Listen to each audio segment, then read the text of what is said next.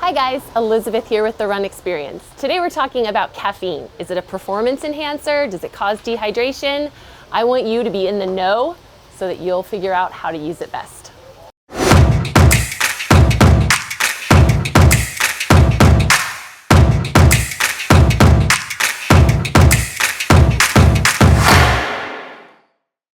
So today we're going to dive into caffeine. I'm asked all the time by my athletes, is it something I should use? Is it something I should avoid? The kind of main point is it's a proven performance enhancer for almost everyone, almost all of the time. So we're going to talk about some of the myths and facts around caffeine, what it does to your body, and how you should learn how to use it. So how does caffeine actually work in your body? It's a pretty complicated process. So to kind of just give you a general overview, basically, cells in our body break down ATP for energy. Adenosine goes into these things called adenosine receptors, which signals your body to go to sleep and relax. Caffeine goes in there and goes into those adenosine receptors, blocks that adenosine, and wakes you up. So caffeine is a stimulant. It also boosts dopamine in your brain. And dopamine leads to feelings of happiness, it leads to a better focus, it leads to a lower perceived rate of exertion. So all of these things kind of stimulate you, wake you up, caffeine gets in there, keeps your mood boosted, and gives you that extra energy. We want to know if caffeine is for me. Is it something that will help in my race? Will it hinder my race? How come some people are affected and some people can't tell when they drink a cup of coffee at all? There are a couple factors to consider. The main one, and something kind of new on the scene that we're learning more about every day, is the genetic component. There are two genes, variant genes, that can affect how fast or slow we metabolize caffeine and how it affects us at all, if it actually even boosts that dopamine or goes into the adenosine receptors. So the genetic component, unless you want to go get some genetic testing, there's not really a way to know that, but most of us can tell if caffeine affects us. So after the genetic part of it, there's some environmental factors that will really have an effect on the way that caffeine makes us feel. One of the first ones is smoking. So if you are a smoker, which you shouldn't be because it's horrible for you, if you're a smoker, there's a less likely chance that caffeine will have a boost on your energy or performance. Mostly because you have that nicotine high, which is overriding the caffeine stimulation. Another one is if you eat a lot of vegetables. So some studies have shown that if you eat cruciferous veggies, some of the broccolis, cauliflowers, onions, garlic, and some of the leafy greens, that if you're eating those, that increases how fast caffeine will affect your system. So eat your veggies, and then you might get that caffeine boost a little higher. Where you are in your monthly cycle for women, so whether you're at the beginning or the end of your cycle, that will affect how caffeine impacts your performance, but also how quickly you feel the effects and how quickly you feel the withdrawal.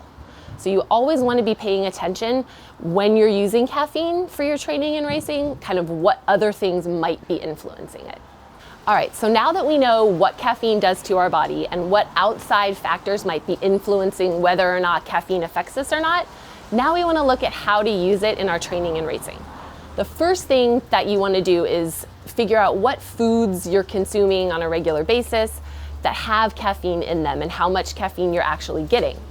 So other things besides coffee, which that's kind of our main caffeine consumption, have caffeine in them. Tea, chocolates, they're over-the-counter medications. So a lot of migraine medications, pain relievers, those actually contain caffeine because that makes you feel better, increases that dopamine.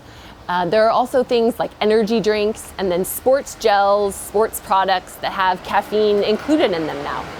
So once we've figured out which foods and beverages we're using that have caffeine in them, how much caffeine is in each of them, my best tip for runners is to figure out when it comes to caffeine, start testing, trial and error, experimenting with all different kinds of products, the timing of those products, and the dosage. So you might test some out before some of your long runs, see maybe 30, 45 minutes, test maybe an hour and a half, see when you start to feel those boosts. Then try different gels or goos or whatever products you're going to be using that have caffeine in them. Try different ones and see which ones work best. Also look at the dosage. The standard dosage that they use in studies and that they recommend is about 200 milligrams of caffeine. That's kind of where you start to see the benefit. You want to make sure you don't go above something like 500 milligrams of caffeine, because that's when you'll start to feel the effects of dehydration, the headache, the nausea, something like that. So start with about 200 milligrams of caffeine and then work from there. Maybe 250, maybe 150, kind of play around with it a little bit so that on race day you really have the perfect formula. All right, so now that we've gone over all of those other things, I'm going to answer a couple common questions that I get about caffeine. The first one is caffeine or coffee dehydrating? The answer is yes and no. Yes, if you are consuming more than 500 milligrams in that kind of one shot. So you want to make sure that you're paying attention to how much caffeine you're actually consuming. The bigger answer though is no, it's not really dehydrating. When you drink kind of normal amounts of caffeine, studies have shown that it's just as hydrating or almost as hydrating as water. So that old myth of it can make you, go to the bathroom more or impede your race day performance, if you're not going overboard, it isn't dehydrating. Next up is, do I need to refrain from caffeine a couple days or a week before my race in order to really feel the benefits of that caffeine high? The answer there is nope, not at all. You can keep drinking your coffee or your tea or whatever beverage or food that has caffeine in it all the way up to the race. They've done studies that show there's really no added performance boost from skipping it, taking it out of your diet, and then having it on race day. Does caffeine affect carbohydrate absorption? The answer there is it might. So they've done a couple studies that show that high amounts of caffeine does increase our body's ability to absorb carbohydrates, which in a race situation, that would be beneficial. But you might not want to be consuming really high doses of caffeine while you're racing. So the answer there is it's kind of still a gray area. So I wouldn't count on it for kind of boosting carbohydrate absorption, but it could.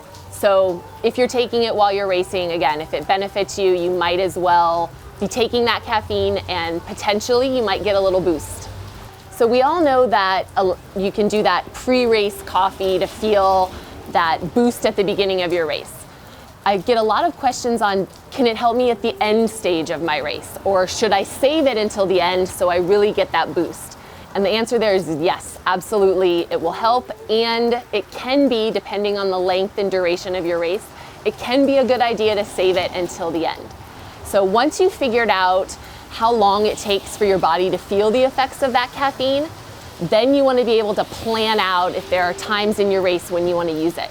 So you might be doing a marathon that has a hill at the last 2 miles, which, God, how awful is that?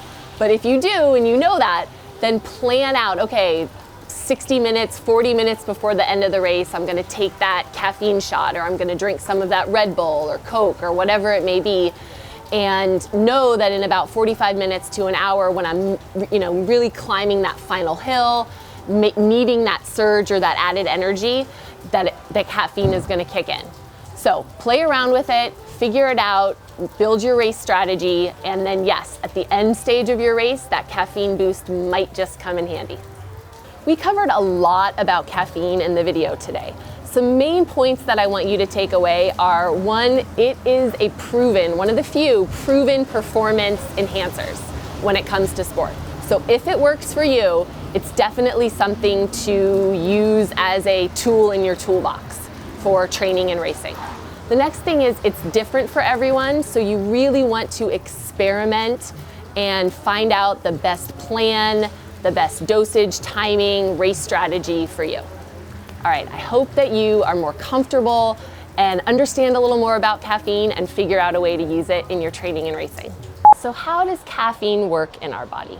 It's a pretty complicated kind of chemical, molecular. So, is caffeine for me? That was loud, stupid bus. So there you have it. Thanks for watching our video about caffeine. If you liked it, be sure and click the like button. Subscribe to our channel so you can get all the latest videos, and leave me a comment. I'd love to hear how you use caffeine or if you stay away from it. See you in the next video.